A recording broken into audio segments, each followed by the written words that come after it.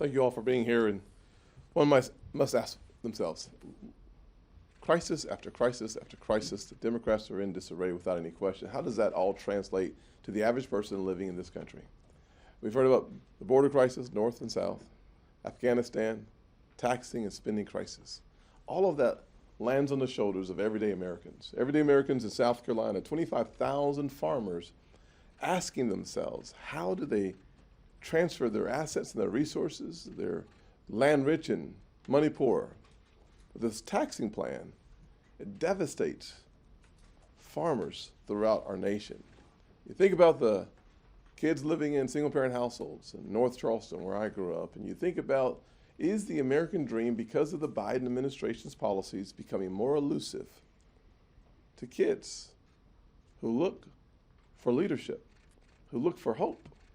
And it's obvious to me that for too many kids in too many places, because of the Biden administration's policies and spending, we're literally making the American dream further and further out of reach for kids who are looking for hope.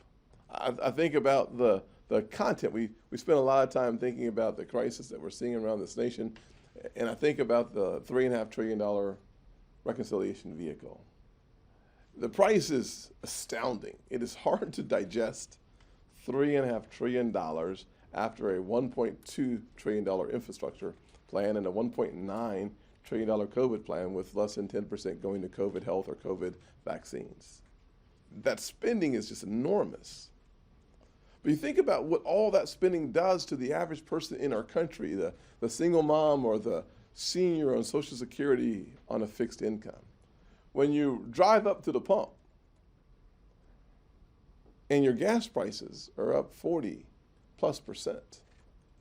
and you're on a fixed income, you're starting to think about rationing your food, your energy, or your gas. When your electric bill is up 20% on that same fixed income, the impact is devastating. When we're talking about giving the IRS permission to spy on accounts for every transaction at $600 or more, you're destabilizing one of the greatest systems of commerce in the world.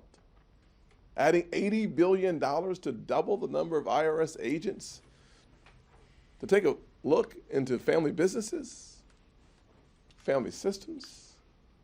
The amount of devastation being done by the programs and the policies, in addition to the price, makes this spending crisis an incredible threat to the American dream.